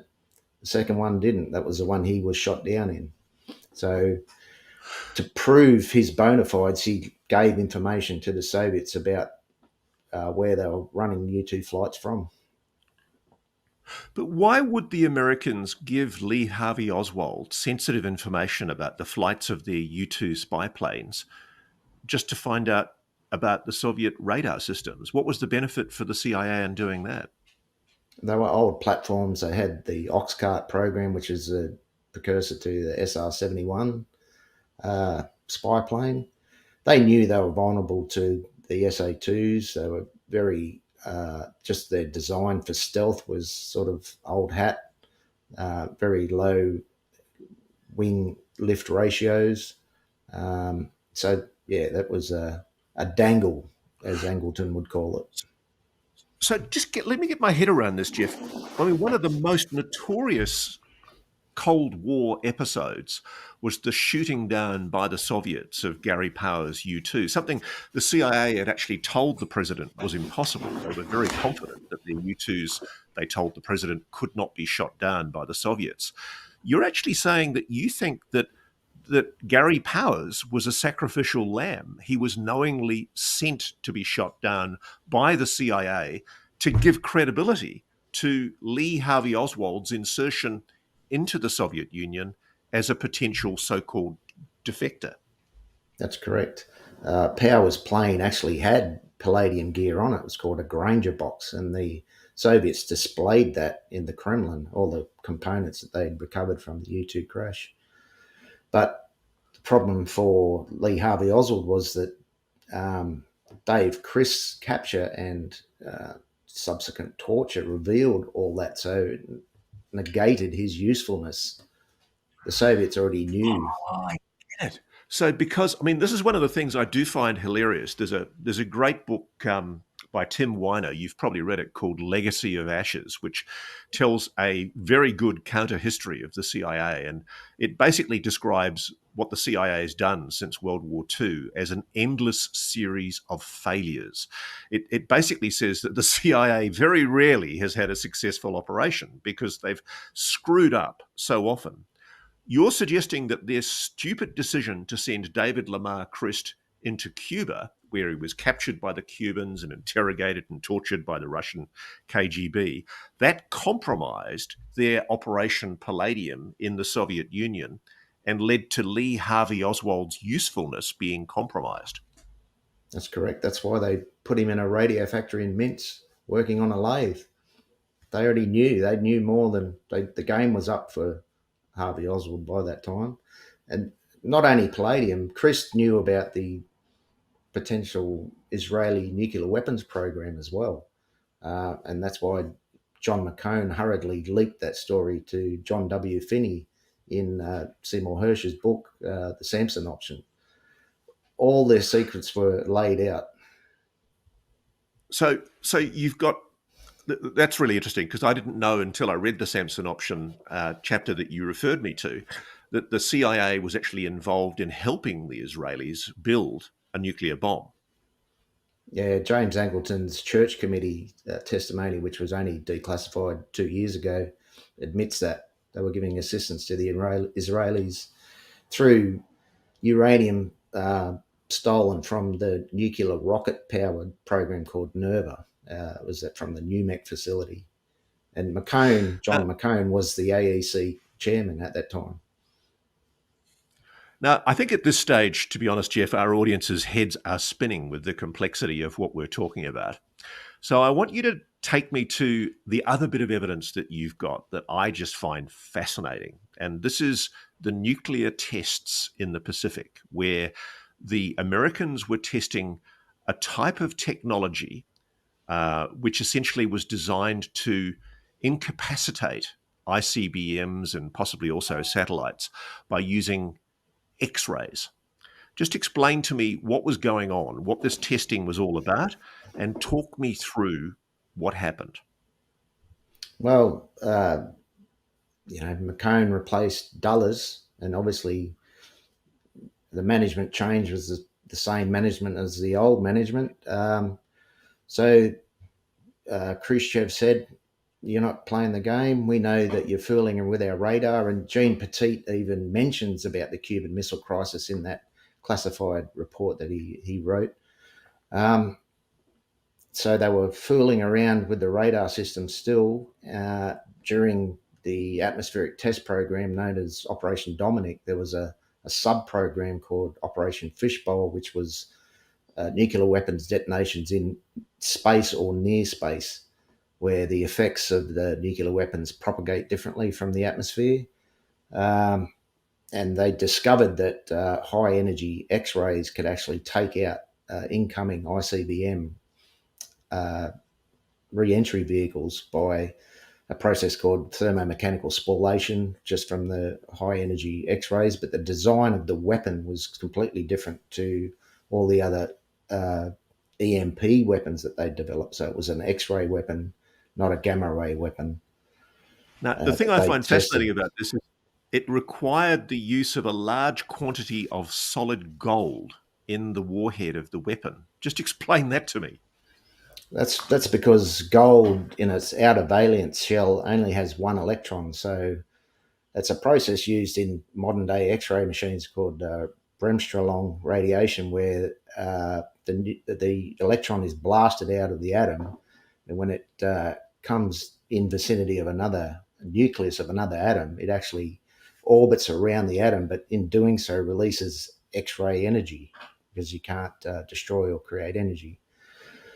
But yeah, that's what they were testing, and they'd failed 3 times. So they'd blown up an enormous amount of gold from the U.S. Treasury, because that particular was called the bluegill test, which was a specific X-ray test. It had failed 3 times. Kennedy was not happy because the gold was from the U.S. Treasury and it was vaporized. But And so, and what? just tell me what happened in the key event that we have videos of. So there are videos of what we're about to talk about. And when you're referring to those videos, can you actually specifically talk to the video so that our editors know what to include in this video? Yep. So tensions are building up in Cuba. So there's a Atlas 8F missile test in the Cape Canaveral on the 19th of September 1962. It's a dummy test. There's no live warhead on it. They just want to see how accurate the re-entry vehicle is to the target. Once the re-entry vehicle has separated from the main Atlas missile, it starts its re-entry run. There's pyrotechnics and other things. They call them penetration aids to fool radar. So if you try to shoot the warhead, you've got multiple targets to choose from. Once the penetration aids burn up, the RV is filmed by a high-flying KC-135 specialised aircraft run by EG&G of all people. So the RV, a re-entry vehicle. Yep, it's re-entering the atmosphere. It's travelling at Mach 18, which is 20,000 feet per second. And an object materializes right alongside it and paces this RV for a minute and a half. So, now, how do we know this? What's that source to? Is that an authentic document that sources that claim? That was it's footage that Arrow has actually deemed a UFO incident, and they've put it in the National Archives. Anyone can see it. And I found this is the bit I love. Sorry, Jeff, I've just got to savor this for a moment. So this is a real UFO sighting of some kind of anomalous object that appeared next to the testing of a re-entry vehicle off an ICBM, an American ICBM. And this is traveling at 18 times the speed of sound. And what does this object do around this re-entry vehicle warhead? It's quite strange, because it seems to phase itself into existence and pulse, and then just travels alongside the re-entry vehicle for a minute and a half, and then slowly starts to phase itself out of existence. So now, it's clearly intelligently controlled. Well, yeah.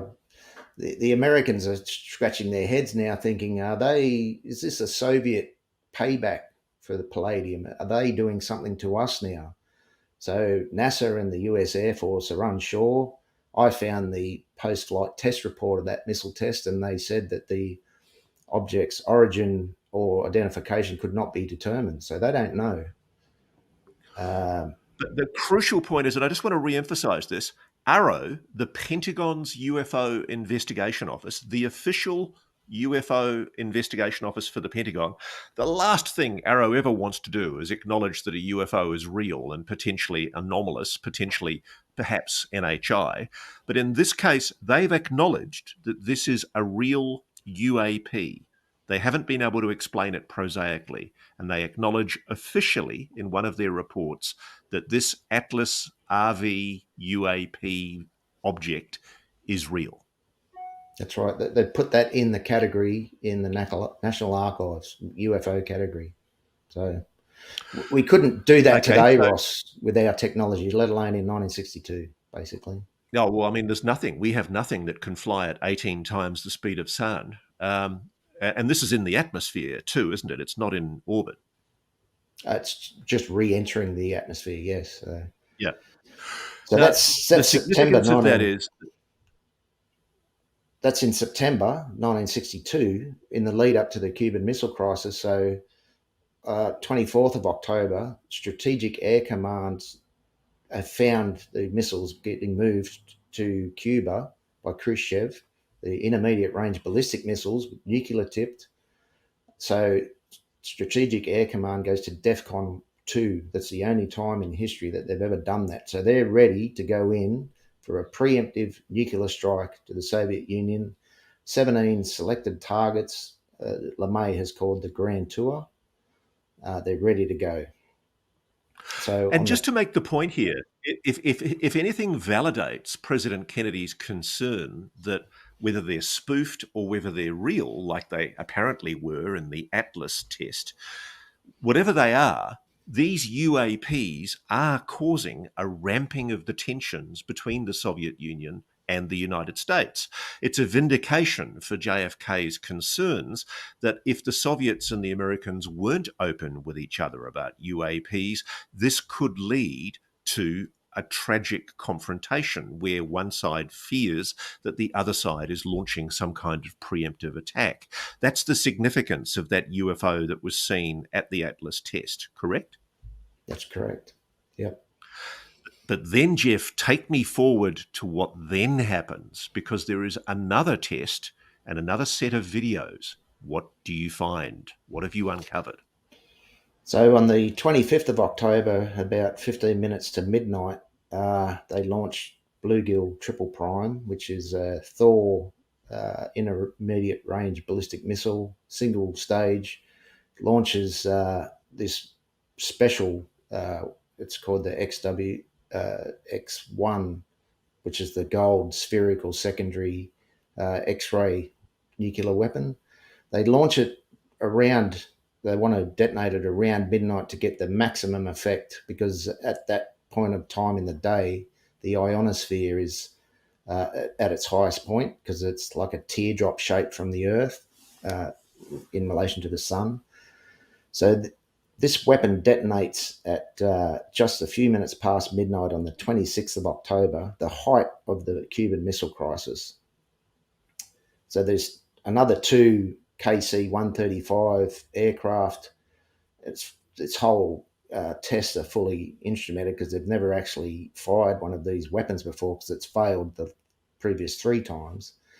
So there's two KC-135s operated by EG&G, because they developed the special high-speed Rapatronic camera that take the footage, because I believe it's possibly still the same today, the only way to determine a nuclear weapon yield is to watch its expansion rate in the first few microseconds of the detonation.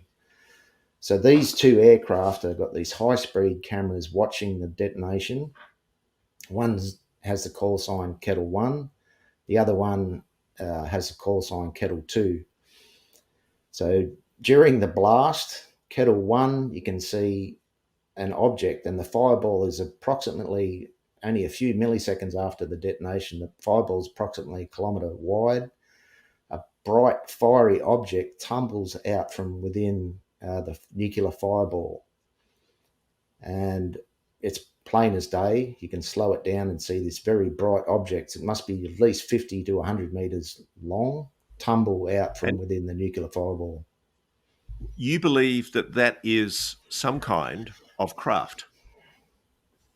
Just like the one that was following the Atlas 8F test, but this time it was a real warhead. So this is speculation, of course, because we just simply don't know what was recovered. But you believe potentially there were non-human intelligences of some kind watching these American tests, keeping a very close observation on what was going on, and that because they were using this technology that was designed to knock out missiles with essentially an X-ray pulse, it also knocked out the UFO. That's correct. The scientists put that detonation in a point in space and time that there was no other debris or aircraft or anything in the local area, because they wanted to see the weapons effects of this X-ray device. Now, what's interesting Couldn't it be is that debris from was the missile? no, because the missile is hundreds of kilometers away by that point in time. It's launched 170-kilometer apogee. It's released the re-entry vehicle. It's nowhere near it. There's nothing, and nothing that big either. So what I find really cool about this, Jeff, and you've been involved in helping uncover these videos from the Department of Energy, or at least explaining their significance. There's two videos, as you've explained, Kettle 1 on one aircraft, Kettle 2 on another. One of the videos is censored, isn't it? That's correct. It's what they call X-ray phenomenology, because in normal atmospheric and sea level, X-rays are absorbed by nitrogen. But bluegill triple prime test was detonated at an altitude of 48 kilometres, so there's a lot less nitrogen at that height. So they use special filters to see the actual weapons effect inside the fireball, and you can clearly see a double pulse on that Kettle 2 footage that goes out and comes back in. It's the first and only time they've ever seen that footage, weapons effect, and that's critical nuclear weapons design information, that footage. And they've covered the exact point with a large white triangle where the object tumbles out from within on the Kettle 1 footage. So how do you think it came out that one of the videos from the other aircraft was released? Was that an inadvertent disclosure? Was that a mistake? Uh, I There's well-known animosity between Los Alamos and Lawrence Livermore Labs. Lawrence Livermore ran one aircraft, Los Alamos ran the other, and there was a third one at what they call the conjugate point, where near Fiji, where it comes back from through the atmosphere, the magnetic field lines, and Sandia Laboratories were operating that KC 135. That was Kettle 3, but it was hundreds of kilometres away. So I'll just there was a remind, I just discrepancy. want to remind, I just want to remind our audience that a few months ago we did a story with US Air Force generals who basically talked to us about how their fear at the moment is that the Russians are deploying exactly this kind of weaponry into orbit, and that potentially we could face an absolute catastrophe for not just the GPS systems that we operate, but also for all satellite communications and electrical communications internationally, if in the event of a conflict with the Russians, a weapon like this is used. And the irony is, and I reminded my interviewee about this at the time, the reason the Americans know this is because of this technology that was developed right back in the 1960s during the bluegill test, where they realized the formidable power of these weapons. And not only did they realize that it could knock out, I mean, I think the electricity and lights were knocked out in Hawaii, thousands of miles away, and there was even an effect on communications in New Zealand. This whatever this pulse was, it spread right across the Pacific Ocean.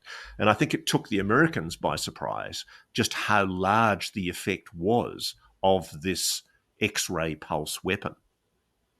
Yeah, that's correct. And I actually spoke to an eyewitness, a scientist that was working for Los Alamos during all those tests, and he agreed that the reason why the Kettle 1 footage was declassified and Kettle 2 wasn't was simply a personal difference in what should remain classified and what shouldn't. But what's interesting after that was the recovery effort that's documented in the ship's logs of the debris. Okay, so tell me what happened. There was 3 ships involved. There was instrumented pods that were deployed via parachute around the blast, like a few kilometres away, to measure X-ray and other technical details. These ships were recovering the pods. And in the deck logs of the USS Safeguard, which was a special salvage, the diver class ship, they in the deck logs it says that they've uncovered some spherical debris they'd never seen before. They couldn't identify what it was. It was highly radioactive, so it had something to do with the blast. And when they tried to hook this debris up with their nets, they lost all power to the ship, which is a little unusual because ships usually run with a split switchboard on their generation. So the generators are in parallel, but the switchboards are separately powered. So if you lose one generator, you won't lose total ship power.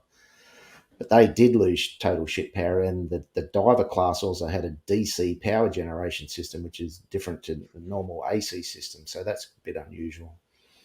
But the other thing that was very, very unusual was a ship named the USNS Point Barrow, which was a specialized cargo dock ship that you could sink the aft end and submerge it partially in water and recover objects. Now, that ship was only involved in ionospheric observations. It had no exposure to radiation whatsoever. But the Safeguard documented in its logs that the Point Barrow was involved in a special recovery effort in the days after the Bluegill Triple Prime test. And a government report in 1983. Can I stop you for a moment there, Jeff? Sure. You believe it's very likely that the United States recovered the object that is shown on the film falling, tumbling from the Operation Bluegill X-ray pulse test. Whatever it was that they knocked out of the sky, you believe that ship was involved in the recovery of that object. That's correct. The Point Barrow logs have mysteriously disappeared. But a lot of the sailors and US air personnel involved in Operation Dominic started getting cancer in the 1980s. Surprise, surprise. So US Department of Energy tasked a company called Carmen Tempo to investigate why there was such a high level of radiation and cancer. And they found the Point Barrow had the second highest levels of all 70 ships involved in Operation Dominic, the second highest level of cancer in the whole fleet. And again, this ship was not involved in any activity officially that exposed it to radiation. So you believe there's been a cover-up. Basically, they've recovered potentially a non-human craft that was observing the test, and they've kept it quiet by concealing what they know. That's correct. And the office that oversaw Sandia and Los Alamos was called the Albuquerque Operations Office. That was part of the Atomic Energy Commission's Division of Military Application, which ran the Operation Dominic because of nuclear weapons involved. And the person at the time that was running the Albuquerque Operations Office was a guy named Lawrence Preston Guise, who just happens to be Jeff Bezos's grandfather, and a scientist that I think you've spoken to, Ross, who was a US presidential advisor to President Kennedy, was Harold Malgrim, and he has publicly stated that Lawrence Guise worked with recovered debris from a UAP down, and I believe that's Bluegill Triple Prime. That's where it went. So let's summarize what we've got out of all of this, Jeff. You've got a president that was being misled about spoofing being done over the Soviet Union by the CIA that was making the Soviets terrified that they were being attacked by Americans. And essentially, it was in the context of both sides seeing UAPs, craft of some kind, that were never properly explained. And JFK was clearly aware of this concern and raising with the CIA director his demands that there be greater openness between the Soviets and the Americans about UFOs. You believe that's why, in light of all of what you've discovered, the MJ12 documents that show JFK urging the CIA to be more open with the Soviets about UFOs, you believe that might explain why JFK was murdered. That's correct. There's another document called the Important Memo that states that after the Cuban Missile Crisis, JFK had to get an emergency MJ12 briefing. And I believe that's because the CIA lost control of the debris because the US Navy had control of the debris and sent it on its way to Albuquerque Operations Office. And I think that's very significant because one of my sources who I can name was a former US Navy head of research, Nat Kobitz, who did acknowledge to me that the US Navy was peeved with the US Air Force. You know, he felt that the US Air Force was trying to control the narrative on UFOs and block the Navy and other arms of the armed forces from knowing about what the US Air Force know. There is a lot of inter-service rivalry. So what you're describing there does sound very plausible to me, that there was resentment inside the Navy, that the Air Force was trying to keep what they'd recovered at Roswell very secret. Yep. And, 27th of October 1962, that's when the second U-2 was shot down over Cuba. And Khrushchev did not authorize that shoot down. So the appearance of a non-human intelligence and a off-world craft in the middle of that crisis possibly helped to defuse the situation when both leaders, Kennedy and Khrushchev, realized that they weren't in control. There was faceless bureaucrats or military leaders in the background actually calling the shots and possibly made them step back from the brink of nuclear annihilation. And that's why Khrushchev was so upset that JFK was murdered. He got rolled in October 1964, I believe, himself by Brezhnev. So, yep.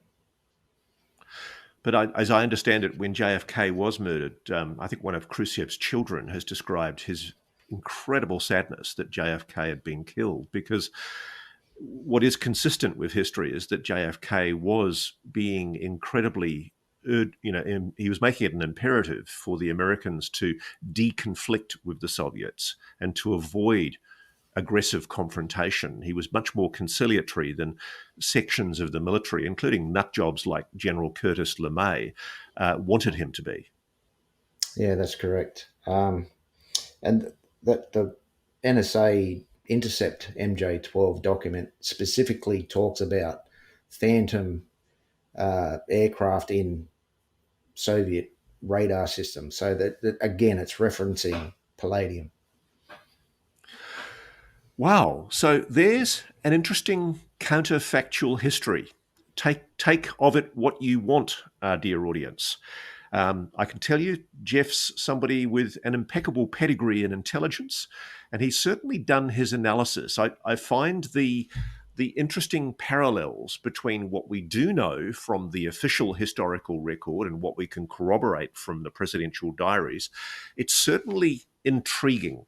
I don't know if I'm prepared to accept, Jeff, that all of the Majestic 12 documents are authentic, because I do suspect that some of them, at least, are disinformation.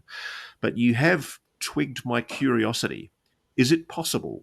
I mean, what comes out of what you're saying is, was JFK murdered in a conspiracy involving the CIA because he wanted to deconflict with the Soviets at a time when UFOs were a huge issue of concern between both nations? And he was urging the CIA to be more open on space matters. And it'd be easy to find that out, Ross, if both presidential candidates declassify the rest of the JFK assassination records.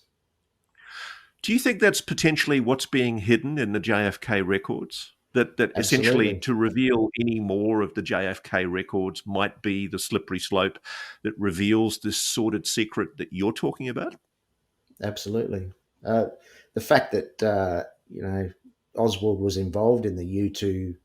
The CIA ran the U2 program from Atsugi. That's where he was based. So, the claim that they didn't know who he was before the assassination doesn't really hold water.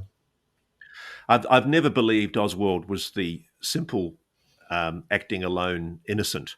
I mean, he clearly was the patsy that he described himself to be. You did not become an operative at Sugi in what was essentially one of the most secret operations being operated by the CIA and the US Air Force unless you were very highly cleared and within the loop. I mean, Oswald was a radar operator. He was clearly well informed about Operation Palladium. Yep, absolutely. Possibly J.D. Tippett wasn't supposed to die that day. He was supposed to execute Oswald to keep his mouth shut, and that didn't happen, which then became a problem. There are so many wheels within wheels. Well, there you have it, ladies and gentlemen. I wanted you to hear Jeff Cruikshank's analysis, not because necessarily I agree with it. I'm going to reserve judgment and stay agnostic on the MJ12 documents, but I do think there is some very impressive connections that he cited there. I'll let you be the judge, but I'd certainly be very interested in hearing from anyone who can add to what Jeff Cruikshank's described here. I certainly do think there is an untold history about JFK's efforts to expose what he'd discovered on UFOs. And I do wonder sometimes, Jeff, whether it goes back to JFK's friendship with Forrestal, the then Secretary of the Navy, I think he was, in the 1940s. Yeah, there's a famous photo of Forrestal surrounded by a gaggle of Allied admirals with a young Jack Kennedy cruising around in the background, cool as a cucumber with his Ray-Bans and suit and tie on. Do you think it's possible that James Forrestal, when he was in defence, told JFK, the young congressman, or actually no, this would have been before he became a congressman, told JFK about the Roswell crash? Well, that's what the IPU report states, that someone within the office of the new Air Force Directorate told JFK, and I believe that might have been Stuart Symington. And what was his connection to Forrestal? Well, I think it was the worst kept secret at the time. Roswell crashed, the Roswell Daily Record ran it on their front page on July 8th, and Harry Truman was asked about it on July 10th at a press conference. Sir, have you seen any flying saucers? He tried to diss the story and disregard it completely, but everyone knew. So the implications of what you're saying, Jeff, are very weighty indeed. I just wonder sometimes whether a lot of people in America are even bothered to investigate their history to try to understand it. Because ever since I first looked at the conspiracy involving JFK's assassination, I've been in no doubt whatsoever that there was a conspiracy to kill the president. And it went far beyond Lee Harvey Oswald. Perhaps you're offering a potential explanation. Jeff Cruikshank, thank you so much for speaking to Reality Check. We'll have you on again another time. Thanks, Ross. Thanks for watching. Go to joinnn.com to find NewsNation on your television provider. And please don't forget to click that red subscribe button to ensure you get more of NewsNation's unbiased and fact-driven news coverage.